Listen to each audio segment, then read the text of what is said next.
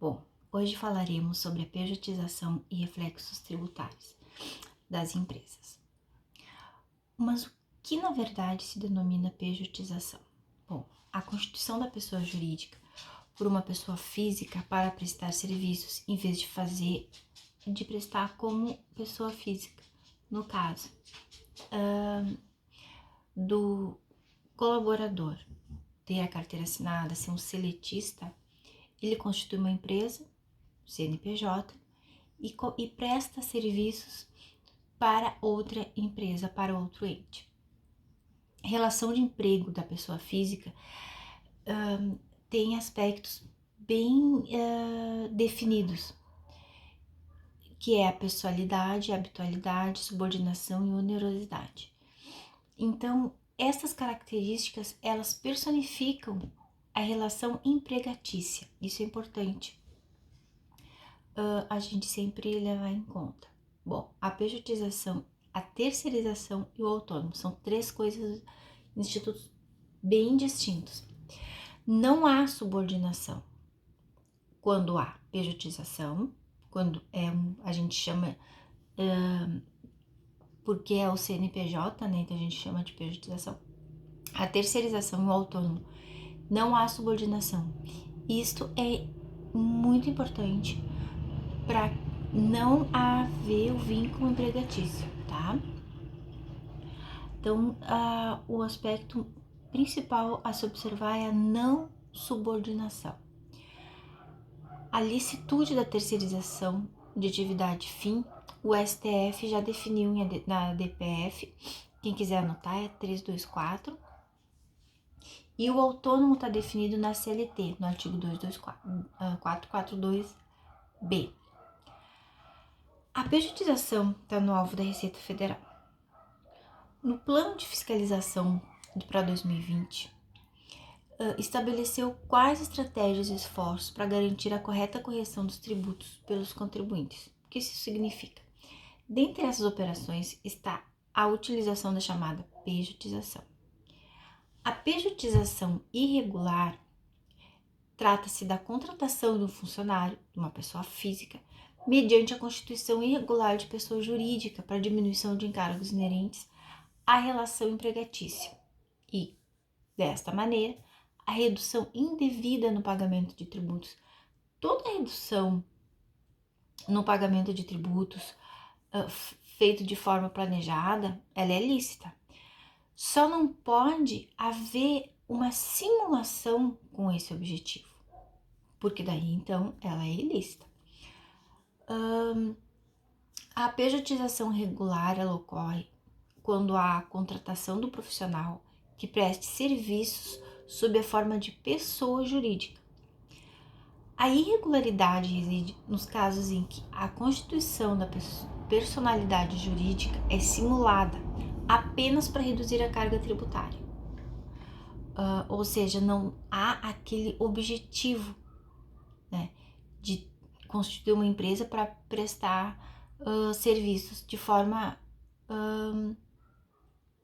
livre.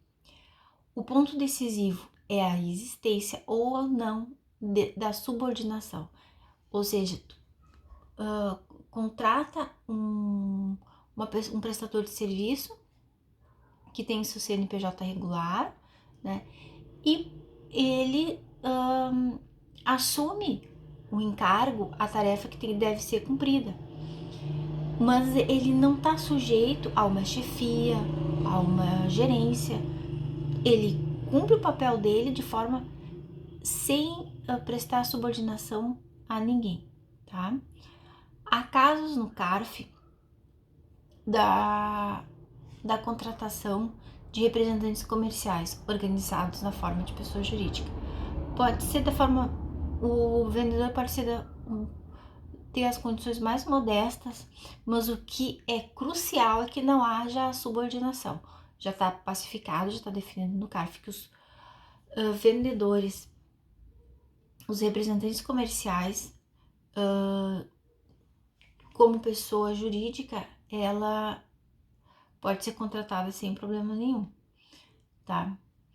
A independência da prestação de serviços é apontado pelo CARF como principal característica para esse tipo de negociação ser lícito, aceito, sem problemas nenhum com a Receita Federal. O ponto central dessa temática da prestação de serviços está nas circunstâncias fáticas e no conjunto probatório. É indispensável, portanto, que a fiscalização evidencie, mediante provas constituídas, a presença de todos os elementos identificadores do vínculo trabalhista, conforme previsto na CLT e na Lei 8212, tá? Nós temos também alguns dispositivos legais que podem ser bem interessantes. O artigo 129 da Lei 11.196 diz que, para fins fiscais e previdenciários, a prestação de serviços intelectuais, inclusive de natureza científica, artística ou cultural, em caráter personalíssimo ou não, com ou sem a designação de qualquer obrigação a sócios ou empregados da sociedade prestadora de serviços, quando por esta realizada se sujeita tão somente à legislação aplicável às pessoas jurídicas, sem prejuízo da observância do dispositivo do Código Civil, tá? Que diz que os intelectuais devem ser os serviços que exigem para sua finalização raciocínio lógico, discernimento, elaboração aritmética ou financeira, compreensão de textos, redação e linguagem fluente, poder de comunicação. Por essa razão estão albergados na regra de interpretação os casos de vendedores comissionados, corretores, instrutores, auditores, engenheiros, arquitetos, médicos, enfermeiros, contadores, artistas, escritores, cientistas, entre outros, tá? Autonomia da vontade. A norma harmoniza-se com as diretrizes constitucionais, especialmente com o inciso 4º do artigo 1º da Constituição, que estabelece a liberdade de iniciativa situando como fundamento da República Federativa do Brasil. Dessa liberdade econômica emanam a garantia de livre exercício de qualquer trabalho, ofício ou profissão e o livre exercício de qualquer atividade econômica, consagrados respectivamente no inciso 13º do artigo 5º e no parágrafo único do 170 da Constituição da República.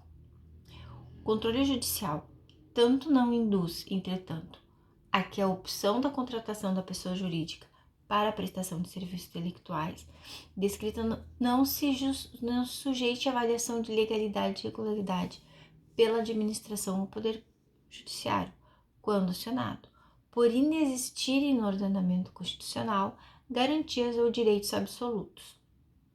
Somente atividades intelectuais podem ser prestadas mediante a constituição da pessoa jurídica? Não. Segundo o Código Civil, considera-se empresário quem exerce profissionalmente atividade econômica organizada para a produção ou a circulação de bens ou de serviços. Parágrafo único. Não se considera empresário quem exerce profissão intelectual de natureza científica, literária ou artística, ainda com o concurso de auxiliares ou colaboradores, salvo se o exercício da profissão constituir elemento de empresa. É obrigatória a inscrição do empresário no registro público de empresas mercantis da respectiva sede, antes do início da sua atividade. Bom, a tributação, ela fica bem distinta. E aí, então, tem que ser analisado caso a caso. Nós temos a tributação referente ao lucro real, lucro presumido ou simples nacional, do anexo 5. Quer dizer, para cada característica do empreendimento, da empresa, da organização, há uma melhor forma na escolha da forma da tributação. Por exemplo, o imposto de renda da pessoa jurídica no lucro presumido é de 8%. No lucro real é de 15%. Já o PIS e a COFINS no lucro presumido, ele é cumulativo. E no lucro real ele é não cumulativo. Isso dá uma diferença de 3,65% para PIS e COFINS sobre o lucro presumido ou 9,25% de PIS e COFINS no lucro real, que é não cumulativo. Essas distinções são importantes, mas vai impactar a característica de cada empresa, de cada ente. Muitas vezes os contadores, eles preferem o lucro presumido, porque ele é bem menos trabalhoso de ser apurado. O lucro real, ele tem que ser muito bem apurado, mas em alguns casos vale muito mais a pena o empresário optar pelo lucro real. O Simples Nacional, a gente tem os anexos dele. Neste caso, nós temos o anexo 5, que tem 6 faixas de tributação.